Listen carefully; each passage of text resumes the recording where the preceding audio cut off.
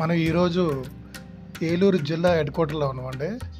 ఇక్కడ జిల్లా పురావత్తు శాఖ ఆఫీస్లో వచ్చి మనం, ఎందుకంటే పురావత్తు శాఖ సేకరించిన జిల్లా వేదిగా మనకి వివిధ రకాల కళాకృతులు లేదా వివిధ ఆదిమానవుడి కాలం నాటివి వస్తువులు సేకరణ, మతపరమైన ఖురాను, అనేక విగ్రహమూర్తులు, దేవతమూర్తులు, ఈ రాజుల కాలం నాటి అనేక ఇక్కడ పురావత్తు శాఖ సేకరించారు. అయితే మొదటి భాగం మీకు గతంలో మేము చూపించాము. ఇది రెండో భాగం అంటే ఎక్కువ వీడియోలు ఎంత అవటం వల్ల కట్ చేసి పెట్టాం. దయచేసి మీరు ఇప్పుడు పురావత్తు శాఖ కింద భాగం గతంలో చూపించాం, ఇప్పుడు పైకి వెళ్తున్నాం. పైన ఉన్న అపార్ట్మెంట్లో మనకి పురావత్తు శాఖ అన్ని అంగులతో కొత్త విషయాలు తెలియజేస్తున్నారు. న్యూలైఫ్ తెలుగు టీవీని చివరి వరకు చూసి లైక్ కొట్టి కామెంట్ చేయండి, సబ్స్క్రైబ్ చేయండి. మీకు వీడియో నచ్చినట్లయితే మీ మిత్రులకు వాట్సాప్ ద్వారా. మనకి ఇక్ష్వాకుల పీరియడ్ నుంచి కూడా ఉందండి. ఎందుకంటే వట్లూరులో లభ్యమైనవన్నీ కూడా ఇక్ష్వాకుల పీరియడ్ నాటివే ఈ స్తూపాలన్నీ కూడా. ఈ రోజున బౌద్ధ స్తూపాలు లభ్యమైనవి కూడా. ఆ తర్వాత మనకి దెందులూరు ఉంది అంటే విష్ణుకుండిలకి రాజధానిగా వెలిసింది. దాని పేరు వాస్తవానికి డెందలూరు అనే పేరు ఉంది. కాబట్టి విష్ణుకుండిలు పరిపాలన చేశారు. ఆ కాలం నాటి చాలా లభ్యమైనవి మనకి. ఆ తర్వాత వేంగి చాళుక్యులు పరిపాలన చేశారు. వేంగి చాళుక్యుల కాలంలో 11వ శతాబ్దం వరకు కూడా ఇక్కడ పరిపాలన అయింది. అక్కడ రాజరాజ నరేంద్రుడు రాజమండ్రి రాజమహేంద్రవరానికి తరలి వెళ్ళిపోయే వరకు కూడా ఇక్కడే జరిగింది. మనకి రాజరాజ నరేంద్రుడి పట్టాభిషేకం కూడా గోదావరి ఒడ్డున రాజేంద్ర చోళుడి సమక్షంలో 1116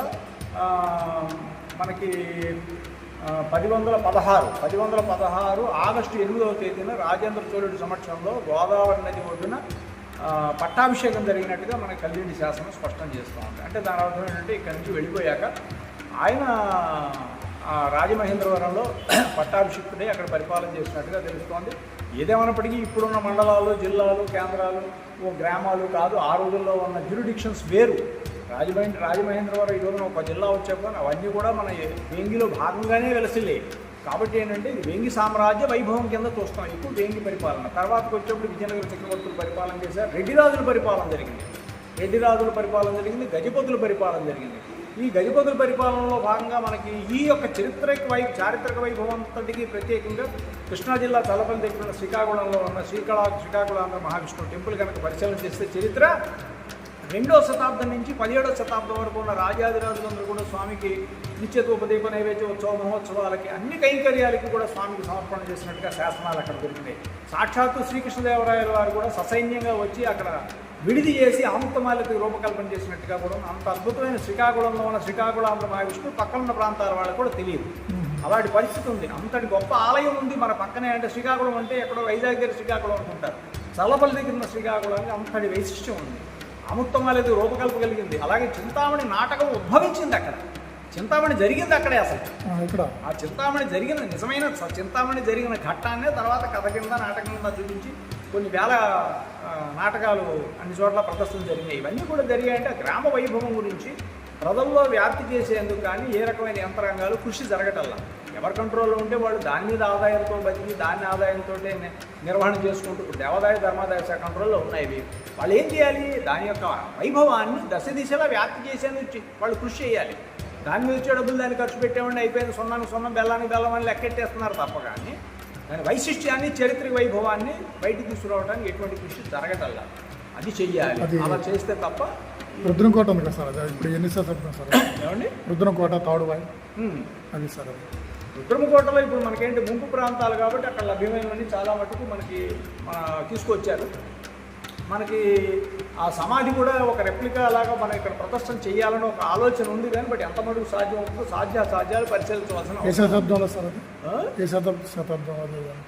అంటే మనకి ప్రదర్శనశాలలో ఇగో ఈ ఆదిమానవుల యొక్క సమాధులు ఇప్పుడు బొమ్మల రూపంలో చూపించాం. ఇగో ఇలా ఉంటుంది అని ఒక రెప్లికా, ఒక రకమైన మోడల్ లాగా చూపించడానికి ఏమైనా తెప్పించగలమా అని చూసాం. కానీ బట్ సమాధి ఏమి లేకుండా, కింద ఏమి లేకుండా కేవలం రాడు తెచ్చి ఇలా ఉంటాయని చూపిస్తున్నంత సమంజసంగా ఉండదేమో అనే ఒక ఆలోచన కలిగి అందుకని చిత్రపటాలు ప్రస్తుతానికి పెట్టాలి. ఆదిమానవుల కాలంలో రుద్రంకోటలో అక్కడ సమాధులు ఉన్నాయనే కదా బట్ స్పష్టమైపోయింది. ఇప్పుడు మనకి సేకరించిన ఈ రాతి పనిముట్లన్నీ ఎక్కడి నుంచి వచ్చినవి? రాతి పనిముట్లు వాడారు అంటే మీకు ఖచ్చితంగా ఏంటి ఆదిమానవుల కాలం నాటివేవి. మనవాళ్ళు మామూలుగా నాగరికత వచ్చి అక్కడ రాతి పనిముట్లు ఎక్కడ వాడారు? అన్నీ కూడా మీకు అందులో స్పష్టంగా ఉంది ఏంటంటే కామన్ ఏరాకి 10,000 సంవత్సరాల నుంచి 1,00,000 సంవత్సరాలకు ముందు వరకు ఉన్నవి కూడా చాలా లభ్యమైనవి. ఇప్పుడు ఈ రాళ్ళన్నీ ఇవన్నీ కూడా అవే. ఇక్కడ నుంచి ఇక్కడ ఇంకా ఏమిటంటే పూసలు దొరికినాయి, ఇంకా మనకి ప్రదర్శన చేయవలసిన అవసరం ఉంది. అలాగే పొందలు దొరికినాయి. ఈ పూసలన్నిటికీ ఏంటంటే లోపల దారం కూడా లభ్యమైంది మనకి. అంటే మరి ఆ కాలంలో దారం ఎక్కడతో మరి ఆశ్చర్యకరంగా ఉంటాయి మరి ఇవన్నీ ఆలోచిస్తే. అలాగే ఇవన్నీ కూడా మనకి పాత్రలు, నైజాం కాలం నాటి పాత్రలు కొన్ని, అట్లాగే చాళుక్య సేరాకి సంబంధించిన తామ్ర శాసనాలు ఇవన్నీ కూడా. ముఖ్యంగా అంటే క్యూఆర్ కోడ్ సిస్టమ్ పెట్టారు. క్యూఆర్ కోడ్ ద్వారా వాటి యొక్క చరిత్ర కూడా అందరికీ అందుబాటులో డిజిటల్ బుక్ సిస్టమ్ ఒకటి పెట్టారు. దాని ద్వారా ఏంటంటే ప్రజల్లోకి చేస్తున్న అతి త్వరలో తాడువాయిది ఎప్పుడు తాడువాయిలో ఈ శివాలయానికి సంబంధించిన అది తాడువాయి కూడా మనకి 9-10 శతాబ్దాలు 11 శతాబ్దానికి సంబంధించింది. అంటే అన్నీ ఎక్కువ మీకు ఇక్కడ ఏంటంటే విష్ణుకుండిని పీరియడ్కి వచ్చేప్పటికి దాదాపు కొన్ని వేల శివాలయాలు ఉండేవి. అవన్నీ కాలగర్భంలో కలిసిపోయినాయి. మనకి ఇప్పుడు లభ్యమవుతున్నవన్నీ ఎక్కువ వెంగి చాళుక్యం సేరా ఎక్కువ చాళుక్యంసే పరిపాలన చేశారు కాబట్టి ఆ కాలం నాటి శివాలయాలు, వైష్ణవాలయాలు, ఆ కాలం నాటి శాసనాలు అవి ఎక్కువ లభ్యమవుతున్నాయి మనకి. తర్వాత విజయనగర పీరియడ్ కాలానికి వచ్చేప్పటికి విగ్రహాలు కొన్ని వైష్ణవ సంబంధించిన విగ్రహాలు, విష్ణుమూర్తి విగ్రహాలు కానీ, ఆళ్వార్ల విగ్రహాలు కానీ, గోదాదేవి విగ్రహాలు కానీ ఇలాంటివన్నీ విజయనగర పీరియడ్కి సంబంధించి చాలా లభ్యమైనవి ఇక్కడ. అట్లా అక్కడున్న పాలకులకు సంబంధించిన అంశాలను బట్టి కొన్ని ఉంటాయి. కొన్ని ఏం చేస్తారంటే అప్పుడున్న దండయాత్రల నుంచి కాపాడుకోవడం కోసం వాటిని నిక్షిప్తం చేసేవి కొన్ని ఉన్నాయి. అసలువి పైన డమ్మీలుగా పెట్టి కొంత కింద అసలు విగ్రహాలను దాచిన నేపథ్యాలు ఉన్నాయి. అంటే ఈ దండయాత్రల నుంచి పాలకులు వేరే శత్రురాజుల దండయాత్రల నుంచి కాపాడుకోవడం కోసం మహమ్మదీయుల దండయాత్రలు అప్పుడు చాలా ఉధృతంగా ఉన్న నేపథ్యంలో ఈ మూల విరాట్ విగ్రహాలను పట్టుకోవడం, ధ్వంసం చేయడం ఇలాంటి పరిస్థితులు చేసేవి. వాటిని కాపాడుకోవడం కోసం విగ్రహాలను దాచి వాటి చేతుల్లో భాగంగా చాలా బయటపడుతున్నాయి ఇప్పుడు మనకి.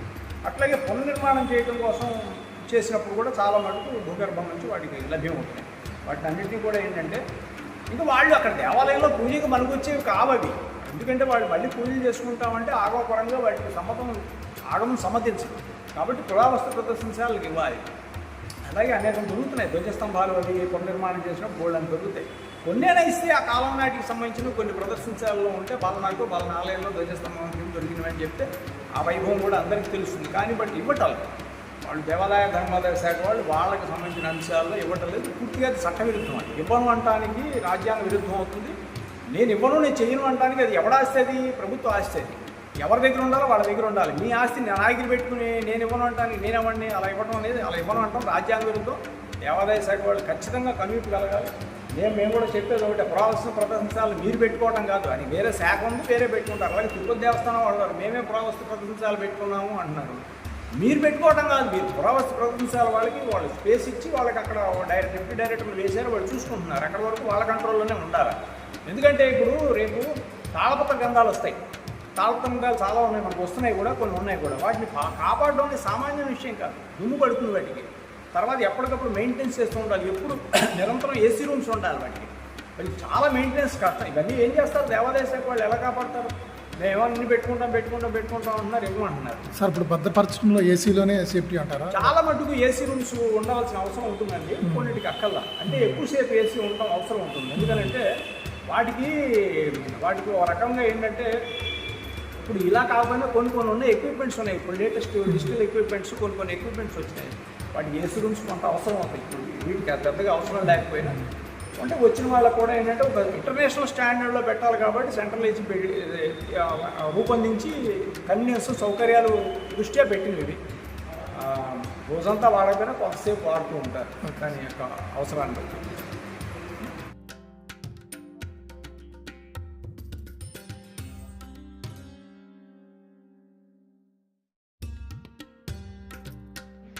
ఈ పురావస్తు శాఖ సేకరించినట్లలో ఈ పాతకాలపు పత్రాలండి ఇవి. అప్పటి రాసిన గ్రంథాలు, వివిధ విశేషాలు లేదా పురాణాలు, వాటి గురించి కాలపత్ర గ్రంథాలు అంటారు. ఇవి ఉన్నాయి ఈ జిల్లా హెడ్ క్వార్టర్లోని. పురావస్తు శాఖ వారు సేకరించి మరిన్ని విషయాలు మనం ప్రజలకు తెలియజేయాలని వీరు చూస్తున్నారు. అంతేకాకుండా ఈ పురావస్తు శాఖలో మనకి పాతకాలపు అంటే బీసీ అంటే ఒక 100 సంవత్సరాల్లో ఉన్న ఖురాన్ గ్రంథం కూడా ఇక్కడ ఏర్పాటు చేశారు. ఏదైనా భారతదేశంలో ఉన్న చరిత్ర ఆధారాలని మనకు తెలియజేయడం కోసం ఎన్నో 16-17 శతాబ్దంలో ఉన్న అనేకమైన విషయాలు, లేదా 2వ శతాబ్దం ఆది మానవుడు ఎప్పుడు పుట్టారు, ఎప్పుడు ఏం చేశారు అన్నది ప్రతిదీ కూడా ఈ మ్యూజియంలో ఉంది. దయచేసి ఏలూరు మ్యూజియం చూడండి. మరిన్ని ఆసక్తికరమైన విషయాలు న్యూలైఫ్ తెలుగు టీవీ మీకు తెలియజేస్తుంది, చూపిస్తుంది. ఈ వీడియోని చివరి దాకా చూసి లైక్ కొట్టండి, కామెంట్ చేయండి, సబ్స్క్రైబ్ చేయండి. Thank you all of you.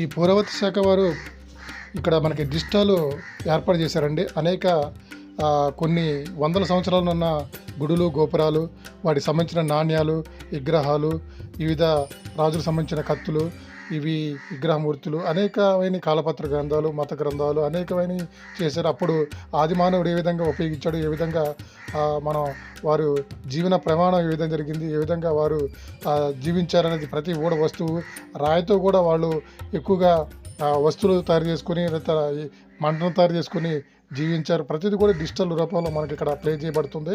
అందుకోసం ఏలూరు మ్యూజియంకి వచ్చి చూడాలి, ప్రతి విషయం తెలుసుకోవాలి. విద్యార్థులు హాలిడేస్ రోజున రావాలి. అయితే ఉదయం 10 గంటల నుంచి సాయంత్రం 5 గంటల వరకు ఉంటుంది. దయచేసి ఈ వీడియోని చూసేవారు ప్రతి ఒక్కరు కూడా గతంలో అంటే వందల సంవత్సరాలు జరిగిన ఏదైనా విషయాలు, నాణ్యాలు కానీ, వస్తువులు కానీ, లేదా ఏదైనా కాలపత్ర గ్రంథాలు, మత గ్రంథాలు కానీ ఏదైనా కూడా ఇక్కడ భద్రపరిచారు. మీరు చూసి ఆనందించాలని కోరుచున్నాం. Thank you.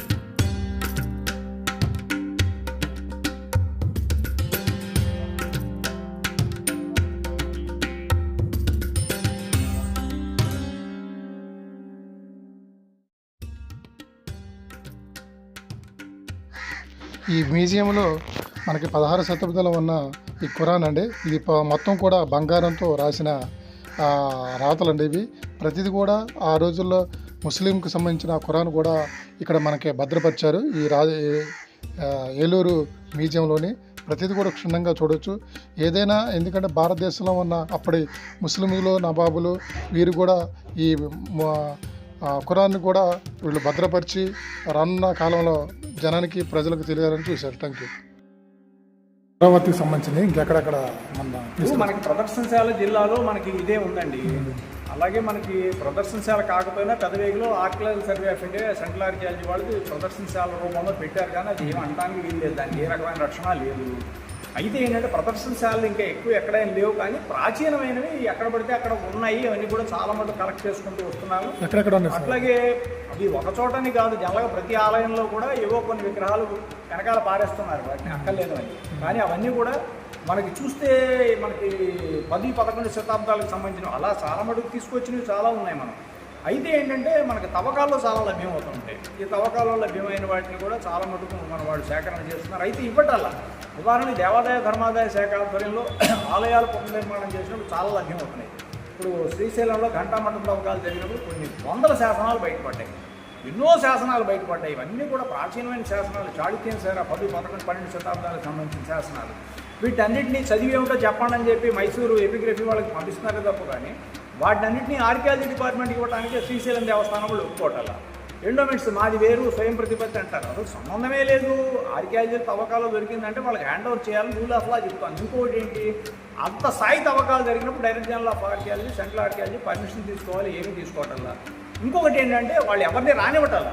తవ్వకాలు జరిగేప్పుడు కూడా ఎవరిని రానివ్వట్లా. అంతా అయిపోయాక ఉన్నవో పోయినా చూసుకోవడానికి వచ్చినట్టుగా వస్తున్నారు. ఇంకో ఇవే దొరికాయండి అంటే వాళ్ళు చెప్పిందే వేదం.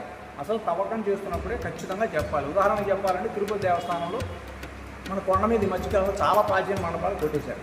కొట్టదురా బాబు, ప్రాచీనమైన నాశనం చేయగలరా బాబు అని మొత్తుకున్నా సరే వెళ్ళా. మళ్ళీ ఇంకోటి కొట్టడానికి సిద్ధపడితే గగ్గోలు పెట్టి గందరగోళం చేసి నాన్న హడావిడి చేస్తే చివరికి దాన్ని ఆర్కియాలజీ వాళ్ళ పర్మిషన్ మేము వాళ్ళకి లెటర్ రాసి వాళ్ళ ఒపీనియన్ తీసుకుంటామని రాశారు. సెంట్రల్ ఆర్కియాలజీ వాళ్ళు వచ్చారు, చూసి వెళ్ళారు. అసలు కూలగొట్టవలసిన పరిస్థితే లేదు, అవసరమే లేదన్నది. ఏదైనా ఒక ప్రాచీనమైన ఆలయాన్ని కానీ, ప్రాచీనమైన కోటను కానీ, ప్రాచీనమైన దాన్ని పునర్నిర్మాణం చేయాలి అంటే దాన్ని కూలగొట్టే సిమెంట్తో కట్టి ఇదే ప్రాచీనమైన నిర్మాణం అండి, ఇది ప్రాచీనమైన భీమేశ్వరం కట్టింది, భీమలింగేశ్వర స్వామి కట్టింది, లేకపోతే వేంచాళికి కట్టిందంటే హాస్యాస్పదంగా ఉంటుంది. సిమెంట్తో కట్టకూడదు అసలు. ఏ రాయికి ఆ రాయి స్టోన్కి నెంబర్లు వేసి వాటికి రిపేర్లు వేరు, రెనోవేషన్ వేరు, రికన్స్ట్రక్షన్ వేరు, రిప్లాంటేషన్ వేరు, వీటన్నింటి ప్రాసెస్ ఆఫ్ లా ఉంది దీనికి. సున్నము, బెల్లము, కరక్కాయ, దనపనార పొట్టు, తుమ్మ జిగురు ఇలాంటి మిశ్రమాలతో గ్రైండింగ్ సున్నపు గానుగలు లేవు కాబట్టి గ్రైండర్స్ పెట్టి చేయించాం. శనివారపేట చెన్నకేశ్వరం, గాలిగోపురం ఆ రకమైన అద్భుతంగా చేయించాం. 3000 శిల్పాలని ఏ రకంగా ప్రాచీన వైభవం కోల్పోకుండా సున్నంతో వాటిని మోడరేట్ చేయించాం. ఆ రకంగా చెయ్యాలి. అలా చేయకుండా ఇష్టమైనట్టు కూలగొట్టి సిమెంట్తో విగ్రహాలు కట్టి జీవం లేని ఆలయాలు ఈరోజు దేవాదాయ ధర్మాదాయ శాఖ ఆధ్వర్యంలో పునర్నిర్మాణం చేశామన్న ప్రాచీన ఆలయాలు వేటికి కూడా జీవం లేదు. అవి కేవలం అలా కొయ్యల్లాగా ఉంటున్నాయి అన్నమాట. సిమెంట్కి ఆ రకమైన లక్షణం ఉంటుంది. వాళ్ళకి ఎన్నిసార్లు చెప్పినా సరే వాళ్ళు వినరు. ప్రతి ఆలయం మనం పోరాటం చేయలేము. రూల్స్ అండ్ రెగ్యులేషన్స్ ఉన్నాయి. జేఎస్సీ ప్రసాద్ గారు ప్రిన్సిపల్ సెక్రటరీ స్పష్టంగా జీవో ఇచ్చాడు. ఏ ప్రాచీన ఆలయం అయినా సరే మమ్మల్ని పర్మిషన్ లేకుండా కొట్టద్దు. ఒకవేళ అది ఆలయాన్ని చేయాలి అంటే ప్రాసెస్ ఆఫ్ లా ఫాలో అవ్వాలి. ఆర్కియాలజీ వాళ్ళు డైరెక్షన్స్ తీసుకోండి అని. ఎవరు తీసుకున్నారు? ఈవోలు, ఆ లోకల్ అధికారులు పాడైపోయింది కొట్టేయండి, తీసేయండి, ఓ సిమెంట్తో ఇటుకలు పెట్టి కట్టేయండి. అది ప్రాచీన ఆలయం అంటే ఎట్లా అవుతుంది? ఇంకా కొన్ని చోట్ల దౌర్భాగ్యం అంటే మూల విరాట్లు కూడా తీసి పారేసి కొత్త కడుతున్నారు. ఇంకేముందండి, ప్రాచీన వైభవం పోయింది కదా. అంటే ప్రాచీన వైభవం అన్నా, హిస్టరీ అన్నా విలువలేని అధికారులు వచ్చినందువల్ల ఈ పరిస్థితులు ఇంత దౌర్భాగ్యమైన స్థితి ఏర్పడింది. అటువంటి అధికారులు కూడా మనం ఖచ్చితంగా బుద్ధి చెప్పవలసిన అవసరం ఉంది. బుద్ధి అంటే తిట్టడం కొట్టడం కాదు, మనం కూర్చోబెట్టి క్లాసులు కండక్ట్ చేయాలి. ఆ యంత్రాంగం కూడా మళ్ళీ ఆ బాధ్యతలు కూడా తీసుకునే వాళ్ళు కూడా కరువైపోతున్నారు ఈ రోజున. కాబట్టి వ్యవస్థ మారాలంటే పాలకులు, ప్రజాప్రతినిధుల్లో ఆ ఇచ్ఛ ఉండాలి. చరిత్ర పట్ల ఇచ్ఛ ఉండాలి. ఆ ఇచ్ఛ కలిగిన వాళ్ళు వస్తే ఇది బాగుంటుంది.